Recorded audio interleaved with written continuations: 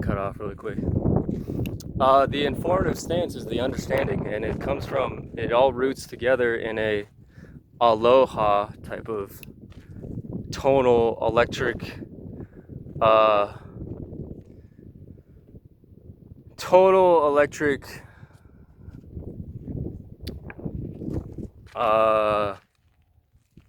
abstraction, uh, extraction. Let's say extraction. And so I took the plunge. I went through 7 years of just uh, taking the plunge into what I would call uh, destroying the connection that I knew that I once had, that I was able to extract anything I needed at any time. And from age 21 to age 20, was it 7 years? No, it was more like 6 years. 27. I was destroying the connection, like I said, and utilizing fasting, and just to see the route that we could take as people experimenting with the body. And eventually at the very beginning, I planned to use this extraction of myself to give back in what I now know as the game of consciousness. And through that, I met very many cool people on the way, which was funny to me, because I wasn't being myself. I was trying to get rid of myself. Some people call that the bodhisattva. Some people call that the fallen angel. Some people call it indigo consciousness, whatever it may be. I needed to find out why everybody couldn't know for themselves, why they couldn't know they know. So it took me 6 years to really destroy that connection. And I was met by a messenger while I was on the Big Island.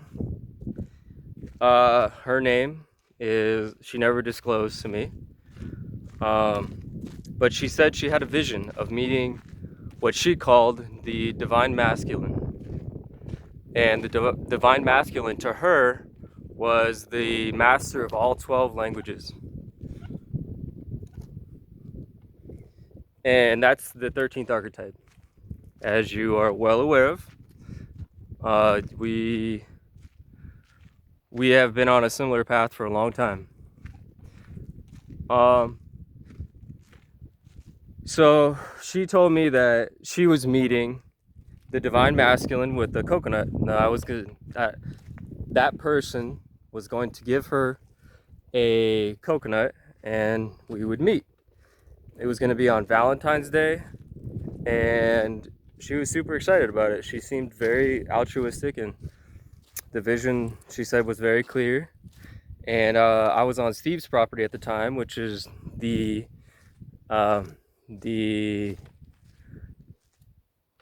address of 133194, which would be 131313 or 444, depending on how you read it, because it's all pleomorphic. And this pleomorphic game it can be extremely fun if you are able to let it go, just like you are able to do very, very well, because you are very reptilian and very vision based. I was very well, screw that. I don't need to say that. So I met this woman on Valentine's Day, and later that day she gave me instructions that soon in the future, only instructions that I could receive. She couldn't tell anybody else, because it's taboo, right? It's taboo to speak on things that are of the future or different timelines or messages that people are not ready for. And that's a very slippery slope because you can overshare very, very much, for sure. And through that, she was just getting into the wormhole, man. Just hear me out. She was very adamant on the message that she had. The message was there was something coming for in 3 months. In that 3 months, there would be an event to there would be a triggered event to where I would be able to quote unquote, this is what she said, quote unquote, save my people. And in the hero's journey, that is a 13th archetype type of idea. And with that idea, it comes with very many mirrors, because maybe I've actually heard you express that we have to save ourselves. And at the time, very in the now moment, I was trying to separate myself from my peers, and I was very driven to make it, quote unquote, on the island. So I didn't want to make friends. I was trying to sell my resources as a means of making money and attracting the things that I needed in order to survive on the island.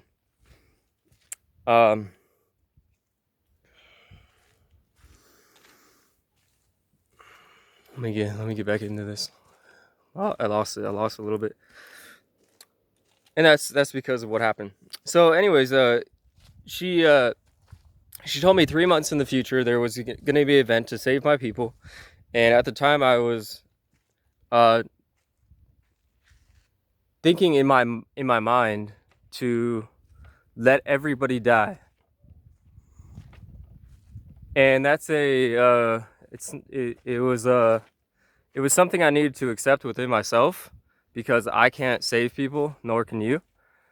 And possibly, if the event is triggered in such a way, we may get a message like that, like I received from Spirit, that we may have to reverse our understanding of ourselves, and we may have to actually participate in an event where we actually save people. And so this Fissure 8 happened 3 months later, and I did not follow her set of rules. Her set of rules was basically drug-free, eat clean, no, abstain from sex, and simple version. And yeah, be very aware of what's going on with the energy. And so I didn't do that. Within this 3 month span, I got a staph infection on my leg, and it was because my immune system was very low. And I thought my immune system was great, because I was the guy. I did the workouts, I did the superfoods, I did everything that was reasonable for health, except I was smoking lots of weed.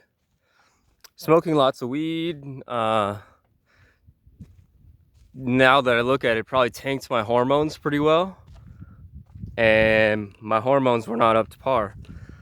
Although, I've always worked with movement. Movement is very first nature to me. I think that movement is everybody's missing link, the ability to move very well, and to be able to navigate the earthly plane very well. Anyway, so I got a staph infection. It was 6 days. I had it for 6 days, with me trying to do everything I could with iodine, soaking it, folic acid, all the superfoods, all the herbs, Because I was at the sanctuary, the Hawaiian sanctuary. The Hawaiian sanctuary has all those superfoods from Ohio and Earthshift. And because you sponsored them with the older products, what a blessing, right? That's a blessing. They probably still use those to this day because you are very good at negotiating agreements. So, with that said, thank you for that. I appreciate that. They appreciate that. Doing good in this world is next to impossible, especially with the circumstances as they are. Unless we are in a position to actually do good. And I was given my opportunity to, save my people, quote unquote. Hold on, let's take a look at this.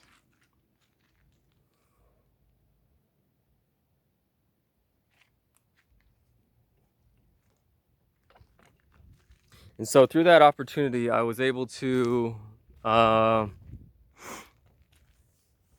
recognize something, because as the event happened, my hand I cut off my finger nearly because my brain was gone from the staph infection.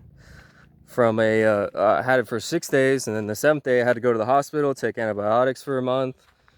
Wiped out my gut flora, lost 20 pounds. Through losing that 20 pounds, I was, my mental state had gone, my faith in my health was gone, my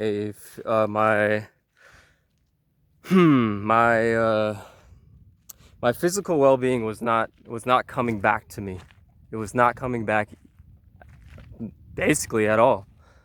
And so at that time, I met a guy named, well, screw the guy, but it's the metaphor of Judas. Judas came to me, and he was into all the same stuff I was into, all the superfoods, but he learned from a different source. He had no idea about you or the other sources that you work with. He had no idea about Earthshift or any of your talks that you've done on consciousness or anything in between. He was very aware about the superfoods and the ideology about raw food. Anyways, he became a very quote unquote good friend. This good friend was not very work orientated. I've always been very movement orientated. I'm willing to move for the people around me, because the people around me are what made me me. And I was very grateful for being able to attract the right people at the right time. And I noticed that about myself. I was able to always go within groups and feel my way around all kinds of groups. And that made me have lots of good friends. Good friends are always, it's a good thing to bounce ideas off of each other and be able to navigate the surrounding world. Maybe not everything is good with some friends. We have to choose and pick our battles with not battles but negotiations with everybody. And anyway, so this friend was very aware about a few things.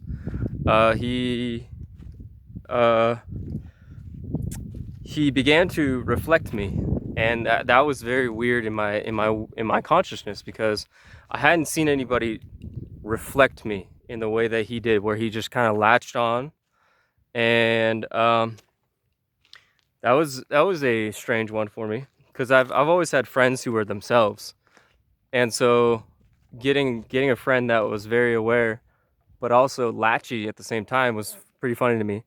And so he wasn't very work orientated. He didn't want to do the work. He kind of just wanted to hang out and be lazy, smoke weed, and do the whole thing. He was reflecting all of my quote unquote habits that I didn't need. So that was a big part of the reason that I quote unquote fell from grace. Grace is what you know, I grew up in Grace. My mom was a 4, my dad was a 9, and I learned how to bridge them of pretty young, probably like 7 or 8 years old. I was able to quote unquote spiritually master them and get them to calm down or to do what I needed when I needed it. We didn't grow up with money or anything. The money was never there, but we always had what we needed. And I always felt extremely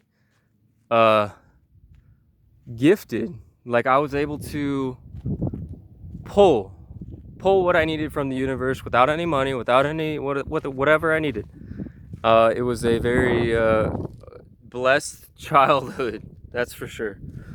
Like I said, no money. So I realized my self-worth very young, and and I gave it to my peers. I empowered all the people around me. It was very empowering to the people around me because I would not be them. I would not follow them. I would not concede unless it was the best of the best of the best perspective for the moment of the moment, and aid them in gaining the perspective of the moment through, you know, sorcery. I guess I would call it sorcery now. Back then I wouldn't call it sorcery. I would just call it critical thinking. But yeah, back then it was sorcery, or now it's sorcery, the way I look at it, because you pull to to renew the 9, or the expressionary waves. The expressionary waves are just, you know, the flow of consciousness.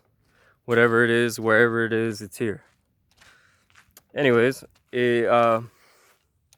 coming back to that guy on the island with Zach, or you don't need to know his name, but you know, I met with a few people who were on the island who said that, you know, it was they were very grateful for me to be around, and the people always thanked my mom for having me, which was a story that I read from about Jesus Christ.